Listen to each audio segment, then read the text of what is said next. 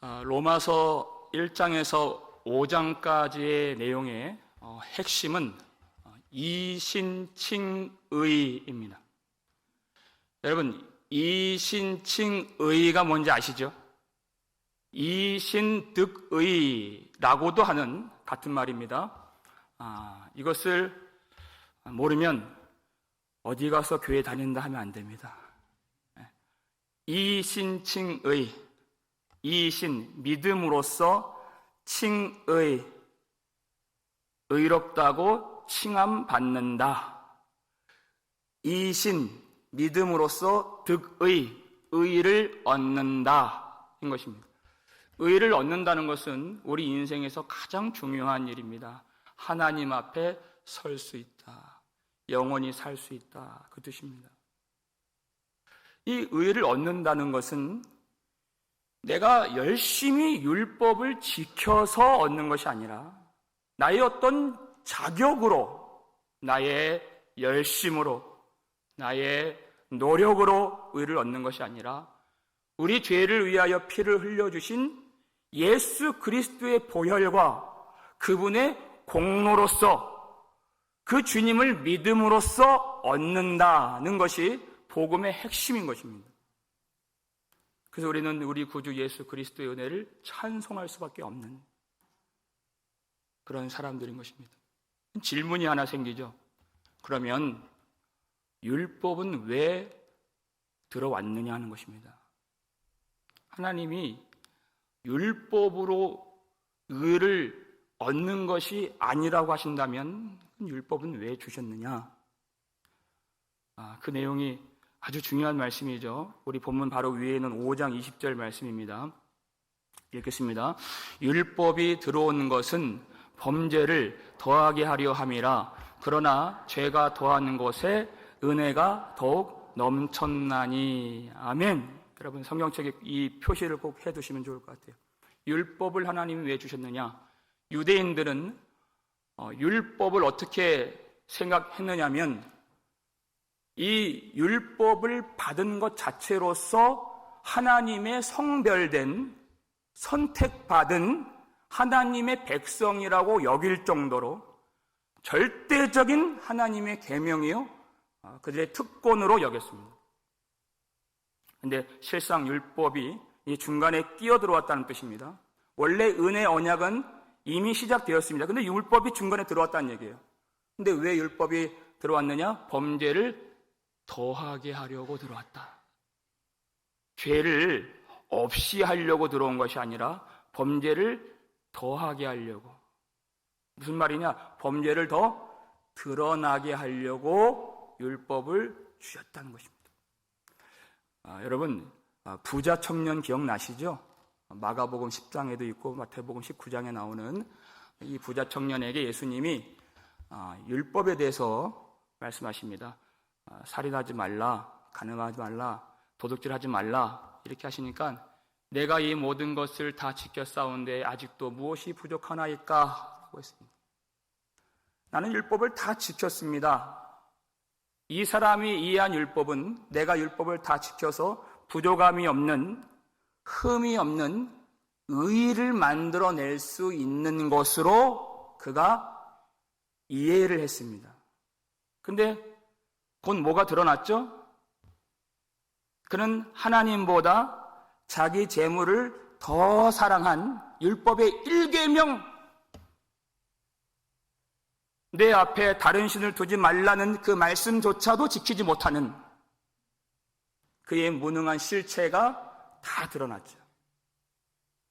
율법은 우리의 무능한 실체를 보여주는 우리의 영적인 거울이 되는 것입니다. 우리 죄를 밝혀주는 등불이 되는 것이에요. 여러분, 다윗이 언제 진정한 예배를 드렸나요?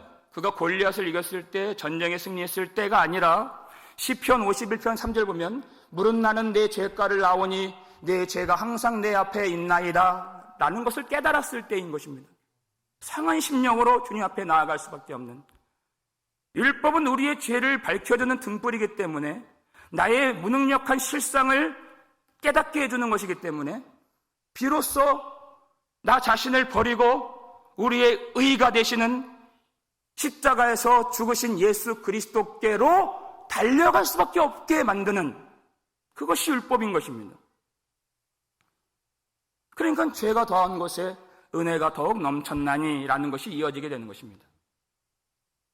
이것이 하나님이 우리에게 율법을 주신 목적이다, 그 뜻이죠.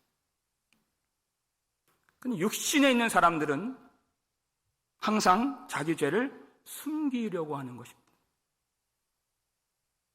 얼마나 어리석은 일인가.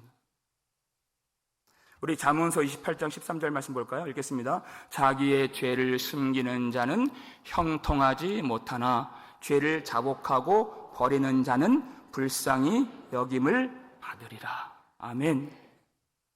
하나님 앞에서 가장 어리석은 자입니다. 자기의 죄를 숨기는 자. 형통하지 못하나 이렇게 되어 있습니다. 하나님을 만나지 못한다 그 뜻입니다. 여러분, 그 십자가 한편 그 강도가 구원을 받았을 때 무엇을 깨달았습니까? 우리는 우리가 행한 일에 상당한 보응을 받는 것이니 죽을 수밖에 없는, 십자가에서 하나님의 저주를 받아 죽을 수밖에 없는 자신임을 깨달았습니다. 그러니까 십자가 위에서 죄가 없이 달리신 예수 그리스도의 의를 간절하게 갈망하게 되죠. 예수여, 당신의 나라에 임하실 때 나를 생각하소서. 그것이 믿음인 것입니다. 주님께로 갈 수밖에 없도록. 여러분, 하나님이 어떨 때는 말씀을 통해서 우리의 부끄러운 죄를 다 드러내실 때가 있습니다. 마음에 찔림을 받고 심히 부끄럽고 또 아픈 그 경험이 있을 수 있습니다. 왜 그렇습니까? 나의 그 실체를 다 드러내셔서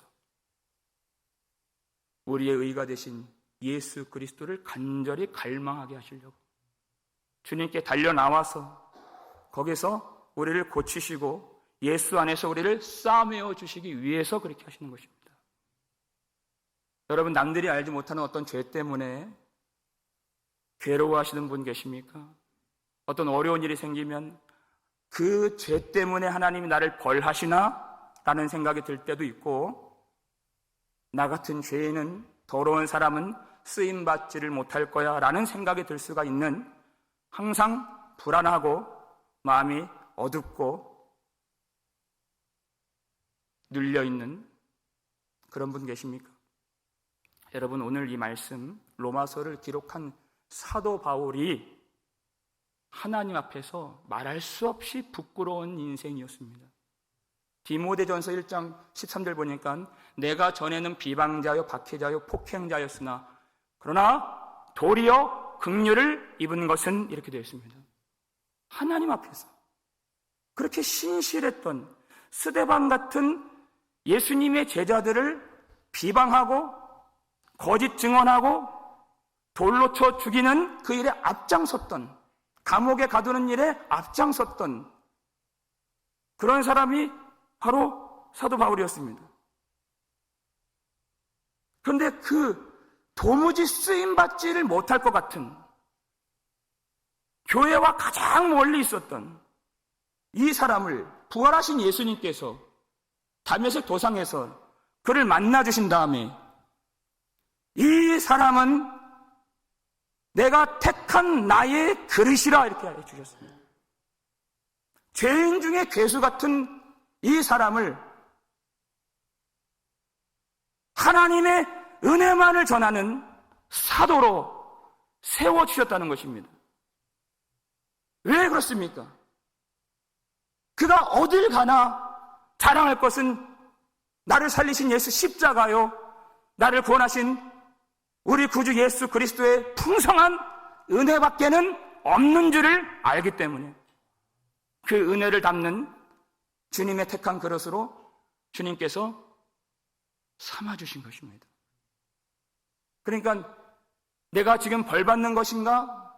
그렇지 않습니다. 징계는 받을 수 있습니다. 자식이기 때문에, 아들이기 때문에 징계는 받을 수 있습니다. 그러나 벌 받지는 않습니다. 어떤 죄라도 하나님의 은혜는 그 어떤 죄라도 능히 몰아내고 압도하고 그리고 차고 넘치게 부어진 바 되는 놀라운 하나님의 은혜인 줄을 믿으시길 바랍니다. 그럼 또 한 가지 질문이 생기는 거예요. 우리의 그 많은 죄가 하나님의 그 풍성한 은혜를 드러내는 것이라면 그러면 우리는 계속 죄를 지어도 되는 것입니까? 라는 질문이 생기는 것입니다. 그에 대한 답변으로서 오늘 본문이 주어지게 되는 것입니다. 1절 말씀이죠. 읽겠습니다. 그런즉 우리가 무슨 말을 하리요? 은혜를 더하게 하려고 죄에 거하겠느냐? 하는 것입니다. 우리의 많은 죄가 하나님의 말할 수 없는 은혜를 드러내는 것은 맞지만은 그 은혜를 더 드러내려고 우리가 죄에 거할 수 있겠느냐? 라는 것입니다. 근데 실상 이건 말도 안 되는, 이건 궤변에 지나지 않는 그런 질문인데 이렇게 생각을 하는 사람들이 있다는 것입니다. 실제로 하나님의 은혜를 말하면 감사함으로 하나님을 잘 섬기는 사람도 물론 있지만은 오히려 하나님의 은혜만을 말하면 더 해이해지고 더 부패해지고 더 게을러지는 사람들도 많이 있다는 것입니다. 율법으로 가르칠 때에는 안 그랬던 사람들이 은혜로 가르칠 때에는 하나님 앞에서 열심히 하지 않는 그런 사람들을 조금 어려운 말로 도덕 폐기론자들이라고 말하는 것입니다. 복음을 알지 못하는 사람들인 것입니다. 아니 은혜를 더하려고 죄에 거하겠느냐? 그럴 수 없느니라가 이어지죠. 2절 말씀입니다. 2절 읽겠습니다. 그럴 수 없느니라. 죄에 대하여 죽은 우리가 어찌 그 가운데 더 살리요? 아멘. 우리는 어떤 사람들입니까? 죄에 대하여 죽은 우리이기 때문에 죄 가운데 더 살 수 없는 이유는 우리는 죄에 대하여 죽은 사람들이기 때문에 그것이 불가능하다 이런 것입니다. 우리는 죄로부터 완전히 분리되어서 예수 그리스도 안에 들어간 사람들이기 때문에 아직 완전한 것은 아니지만은 이제는 죄의 지배를 받는 자가 아니라 예수 그리스도의 은혜의 통치를 받는 하나님의 백성이 되었기 때문에 은혜를 더하려고 죄에 거할 수가 없는 우리가 된 것입니다. 언제 우리가 죽었습니까? 3절 말씀입니다. 읽겠습니다. 무릇 그리스도 예수와 합하여 세례를 받은 우리는 그의 죽으심과 합하여 세례를 받은 줄을 알지 못하느냐. 아멘. 우리가 세례 받을 때 믿음으로 고백하고 세례를 받는 것은 정말 놀라운 사건인 것입니다. 세례를 받는다는 것은 우리가 예수님과 연합했다라는 뜻입니다. 예수님 안에 들어갔다라는 뜻입니다. 그러니까 예수님의 십자가 죽으심이 바로 나의 죽음이 되었다. 세례를 받은 사람은 그의 죽으심과 합하여 세례를 받은 것, 그게 바로 세례인 것입니다. 갈라디아서 2장 20절 말씀, 내가 그리스도와 함께 십자가에 못 박혔나니, 이것입니다.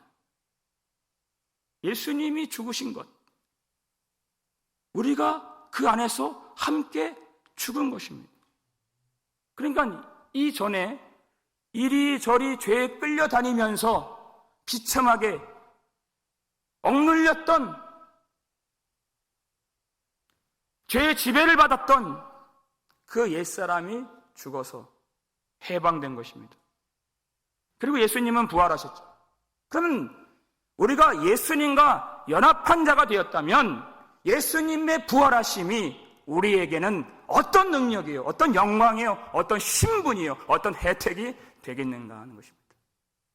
그 4절 말씀에 나옵니다. 4절 말씀 읽겠습니다. 그러므로 우리가 그의 죽으심과 합하여 세례를 받음으로 그와 함께 장사되었나니 이는 아버지의 영광으로 말미암아 그리스도를 죽은 자 가운데서 살리심과 같이 우리로 또한 새 생명 가운데서 행하게 하려 함이라. 아멘. 예수님이 부활하실 때 여기 나오잖아요. 아버지의 영광으로 말미암아 이렇게 했어요. 그리스도를 죽은 자 가운데서 살리신과 같이 성령의 능력으로 말미암아 이것과 같은 것입니다. 아버지의 영광이 예수를 죽은 자 가운데서 다시 살아나게 하셨다. 우리가 예수님과 연합한 자가 되었다면 우리도 마찬가지 아버지의 영광의 힘으로 말미암아 성령의 능력으로 말미암아 우리를 다시 새롭게 살려 주셨다는 것입니다. 거듭나게 되었습니다. 그러니까 예수님의 신분과 예수님의 의와 예수님의 자격과 예수님의 영광이 바로 예수와 연합한 자인 우리의 것이 되었다는 거죠. 마치 뭐가 같아요? 신랑과 신부가 결혼을 해요. 그러면 신랑의 신분과 지위와 소유가 다 신부의 것이 되는 것이죠. 그것을 다 누릴 수 있게 되는 것처럼 우리가 예수와 연합한 자가 되었다는 것이 얼마나 놀라운 복음인가. 예수님의 몸이 되었다는 사실. 그래서 예수님이 그렇게 하셨던 것처럼 새 생명 가운데 행하게 하려 함이라 이렇게 된 것이에요. 예수님께서 죽은 나사로 살리실 때 무덤에서 소리를 치십니다. 나사로야 나오라. 어떻게 나옵니까? 수족을 배로 동인 채로 수건이 얼굴에 쌓인 채로 나와요. 예수님 그것에 만족하지 않으시고 풀어 놓아 다니게 하라. 예수님의 부활 생명은 사망의 사슬에 묶인 채로 하나님을 향하여 걷지도 못하고 달리지도 못하고 섬기지도 못하는 그렇게 죽은 모습이 아니라는 것입니다. 풀어 놓아 다니게 하라는 것이죠. 하나님을 향하여 걷기도 하고 뛰기도 하고 섬기기도 하며 영광을 돌리며 생명의 자유를 누릴 수 있는 것, 새 생명 가운데 행할 수 있는 것, 그것이 부활하신 주님이 우리에게 주신 당신의 생명인 줄을 믿으시길 바랍니다. 그런데 우리가 신앙 고백을 한다는 것, 예수님을 믿습니다, 예수님을 사랑합니다라는 이런 고백들 너무 귀한 것이지만 말로 다 하는 것이 아닙니다. 우리의 걸음으로서 새 생명 가운데 행하게 하려 함이라. 우리의 거룩한 삶의 열매로서 신앙 고백을 하는 것입니다. 우리가 예수님 십자가를 바라볼 때 그냥 감상에 젖어서만 예수님이 2000년 전에 나의 죄를 위해서 죽으신 그렇게만 보는 것이 아닙니다. 예수님 십자가에서 누가 죽었습니까? 내가 죽었습니다. 내가 죽었다는 그 사실, 그것을 믿고 지금 경험하는 것입니다. 6절 말씀 볼까요? 읽겠습니다. 우리가 알거니와 우리의 옛사람이 예수와 함께 십자가에 못 박힌 것은 죄의 몸이 죽어 다시는 우리가 죄에게 종노릇하지 아니하려 함이니. 아멘. 예수님은 2000년 전에 죽으신 그 사건으로 끝나는 것이 아니라 지금 그 십자가에 내가 죽었다는 사실을 오늘 이 순간 경험할 수 있는 십자가인 것입니다. 여러분, 죽은 사람은 이 세상의 법에 영향을 받지 않습니다. 그 죽은 사람 앞에 억만금을 갖다 줘도 눈 하나 깜짝하지 않습니다. 이 땅에 지진이 나고 전쟁이 나고 기근이 일어나도 아무 의미가 없는 것입니다. 그게 죽은 사람인 것입니다. 우리 옛사람이 십자가에 못 박힌 것은 죄로 휘둘리는 우리 죄의 몸이 죽어서 다시는 죄에게 종노릇하지 않도록 하시려고 하나님이 우리를 예수 그리스도 안에 넣어 주신 것입니다. 예수님 십자가에 못 박히시고 부활하신 것은 단지 우리를 천국 보내주시려고 하신 것이 아니에요. 그것도 아주 큰 일이지만 이 땅에 사는 동안에 죄의 유혹이 가득한 이 어두운 세상 속에서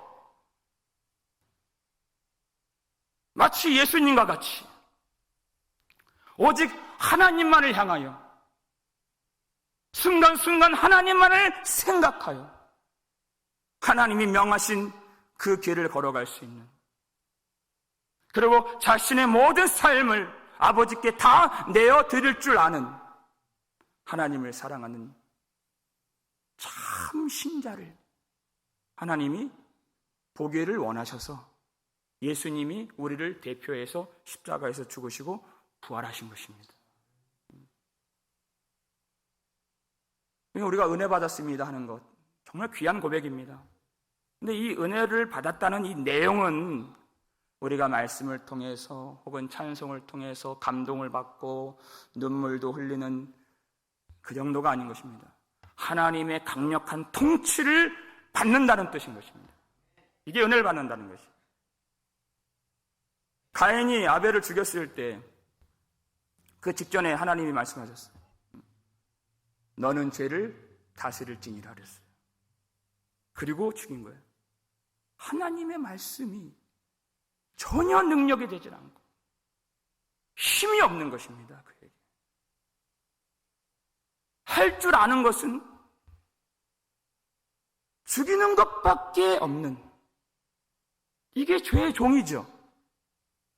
사울이 할 줄 아는 것은 다윗을 미워하는 것밖에 없는, 죄에게 순종하는 것밖에 할 줄 아는 것이 없는, 그게 바로 죄의 종인 것입니다. 우리도 그랬습니다. 능력이 없습니다. 사랑할 줄을 모르고 선을 행할 줄을 모르고 하나님 앞에 나아올 줄을 모르는, 아무것도 할 수 없고 알지 못한 우리들을 하나님이 이끌어 주셔서 예수 십자가 앞에 세워 주셔서 하나님의 사랑을 우리 마음 가운데 물같이 부어주신 것입니다. 예수와 연합한 자가 되게 하신 것입니다. 이제 우리의 신분은 죄의 종이 아닙니다. 믿으십니까? 우리 11절 말씀에 나와 있어요. 읽겠습니다.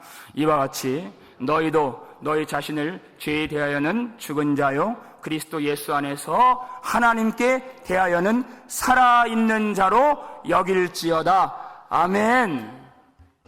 우리는 아직도 연약해서 어떨 때는 내가 가인 같고 또 어떨 때는 내가 사울 같은 그런 순간들이 너무나도 많이 있습니다. 그러나 여러분, 중요한 것은 그렇게 죄에 연약한 나 자신이 아닙니다. 나 자신에 몰두하지 말고 우리 죄를 위하여 죽으시고 그리고 하나님의 영광으로 말미암아 다시 살아나신 예수 그리스도를 바라보라는 것이에요. 예수님 죽으실 때 내가 죽었고 예수님 살아나실 때 내가 다시 살아나게 된 것입니다. 이것이 우리 신분인 것이에요. 여러분, 우리 속에 내가 죄사함을 받았나 하는 그 느낌, 그 감정, 그것을 의지하지 마십시오. 안개와 같은 것입니다. 어떤 분은 이 미국 땅에 오는 것을 간절히 사모해서 오신 분도 계실 거예요. 그러면 미국 땅 밟았을 때 얼마나 감격스럽고 기쁩니까? 근데 그 감격 금방 사라져요. 왜? 여기서 먹고 살아야 돼요. 고생을 해야 됩니다. 그렇게 몸부림을 치면서 아마 여러분 다 살아오셨을 것입니다. 그 기쁨, 감격은 사라졌지만 어디 있습니까? 미국 땅 안에 있는 것이에요. 그럼 우리가 어디에 있는가? 내 느낌이 말해주는 것이 아니에요. 복음이 우리에게 말해준다는 것입니다. 예수 그리스도 안에 우리가 있는 것입니다. 어떤 상태, 어떤 신분으로 있느냐? 하나님께 대하여는 살아있는 자로 여길지어다 그랬어요. 살아있는 자인 것입니다. 왜? 예수 그리스도와 우리가 연합한 자이기 때문에. 여러분, 우리가 하나님께 대하여 살아있는 자라는 이 놀라운 복음의 사실을 망각하고 그것이 희미해질 때가 있어요. 언제입니까? 우리가 습관적으로 죄에 빠질 때. 그럼 내가 하나님 앞에서 살아있는 자라는 사실이 희미해지게 됩니다.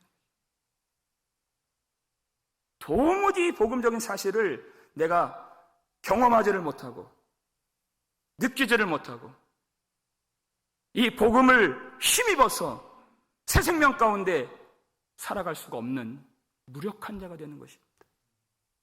그래서 예수님이 포도나무 비유에서 우리에게 이렇게 가르쳐 주십니다. 우리 마지막으로 이 말씀입니다. 요한복음 15장 5절 말씀 읽겠습니다.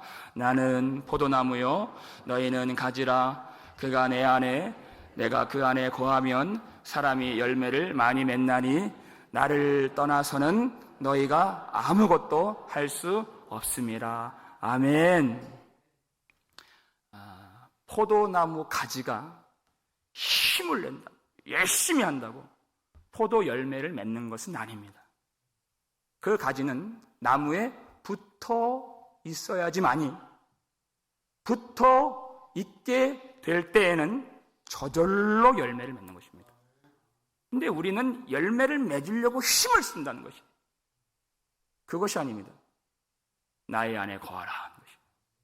주님 안에 거하면 열매를 저절로 맺을 수 있는, 나를 떠나서는 너희가 아무것도 할 수 없음이라가 되는 것입니다.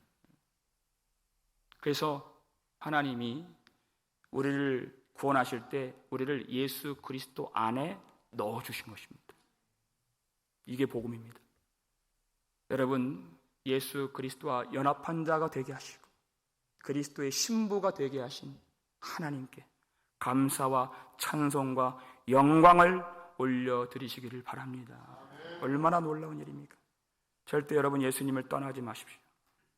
우리가 예수 그리스도 안에 있다는 것은 이 세상 어떤 것도 예수 안에 있는 하나님의 사랑에서 우리를 끊을 수가 없다는 뜻인 것입니다. 우리 신분이 무엇인가? 예수 그리스도 안에 있는 하나님께 대하여는 살아있는 자로 여길지어다 그랬습니다. 이 사실을 잊지 마시고 예수 그리스도와 우리가 연합한 자가 되어서 죄에 대하여는 죽은 자요 도무지 죄 안에 거할 수가 없는 우리의 신분, 우리의 영광, 우리의 자랑 예수 그리스도를 더 의지하면서 우리에게 주시는 그 은혜의 통치를 받아서 우리가 사는 동안 하나님을 향하여 그분만을 사랑하고 내 자신을 내어드려서 오직 새 생명 가운데 행할 수 있는 저와 여러분 되시기를 주님의 이름으로 축원합니다.